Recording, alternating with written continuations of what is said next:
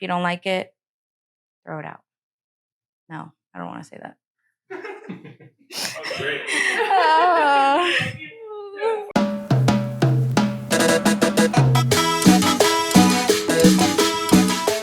Hi, my name is Sabrina Quintana. I'm at La Cocina De Todos. I'm a sous chef at República, and today I will be making aguachile.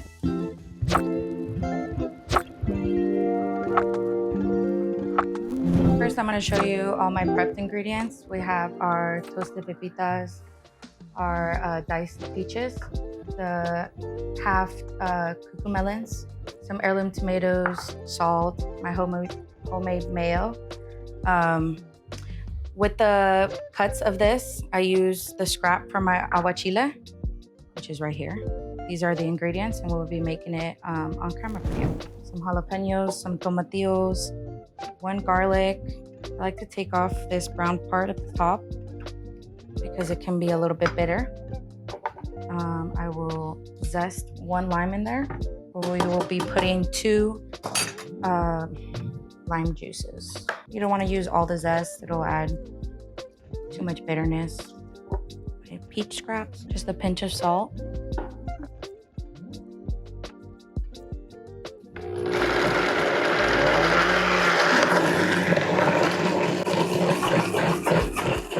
When you can see it's mostly all incorporated, you can still see a little bit of bits. So I'll put it on high. You don't want to blend it too much. You'll warm it up. A little more salt. It'll look really thick. There will be a lot of separation. That's why we need to strain it. So that way when you're eating it, it's not getting stuck in your teeth, all that stuff, which it would be like the skin of a jalapeno. I'm just putting it through the strainer so that way I can catch all those nasty bits that will get stuck in somebody's teeth. The finished product will be like a nice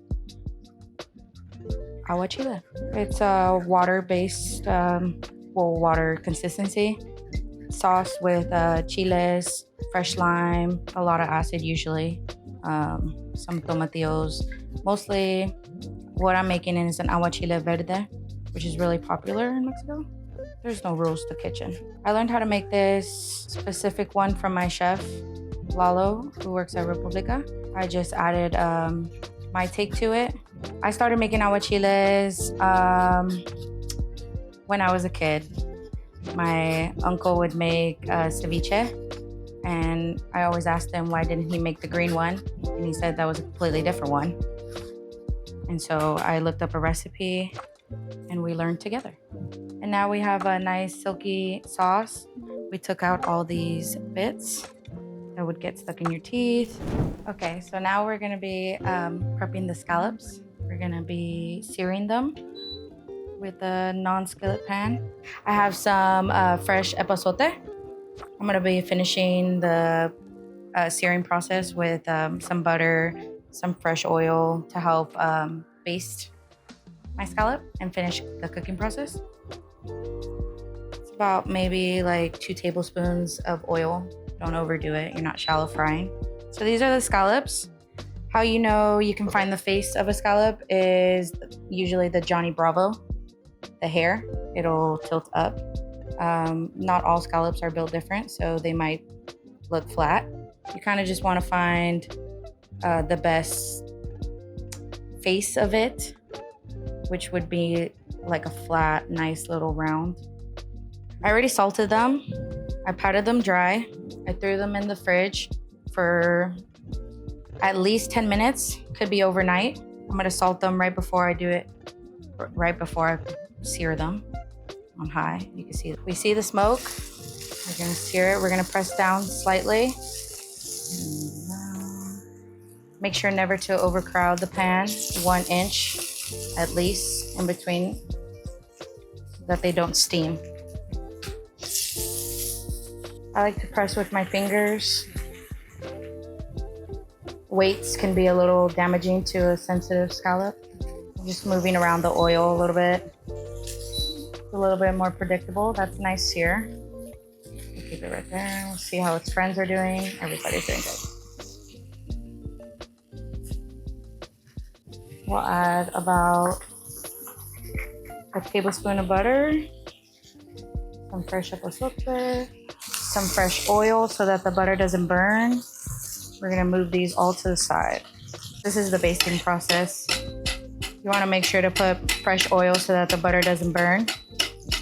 You could put the flame on low at this point, or in this case, the induction. Put it down so it can get a little bit hotter.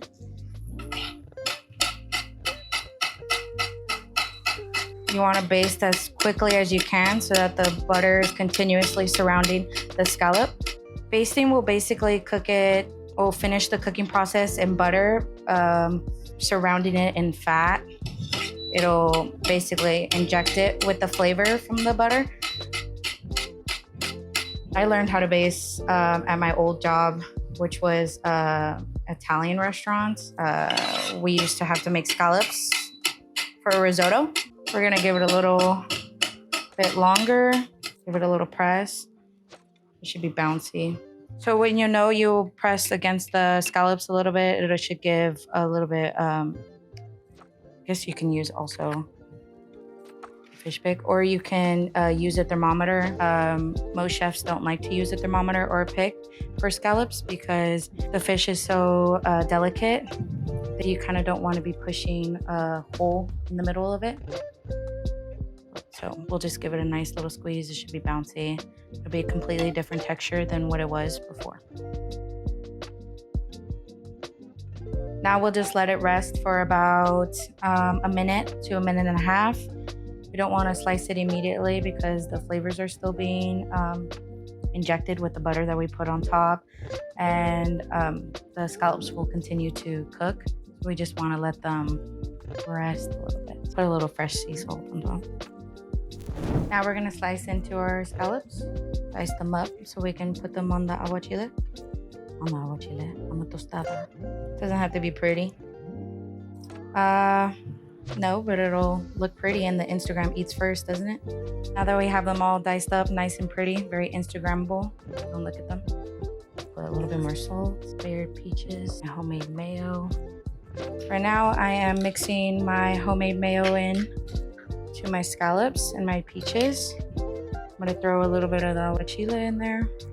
I'm gonna prep the tostada, putting some more of the homemade mayo on top. This is how I like to make or eat aguachile. So right now I'm gonna put the scallops that I prepped on top of my tostada.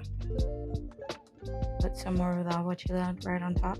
Since the tostada will be wet, you kind of want to eat it one by one, so that way it doesn't get too soggy. We're gonna put more of the fresh berry peach right on top. Cuckoo melons, so that way it adds a nice little crunch.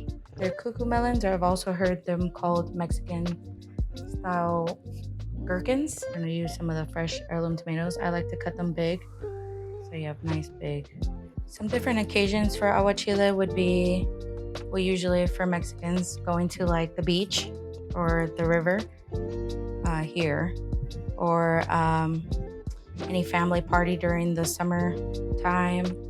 Just topping this off with some toasted pepitas, so to add a nice little nuttiness to it. We can throw some of the fresh epazote right on top. Again, my name is Sabrina Quintana, and today we learned how to baste scallop.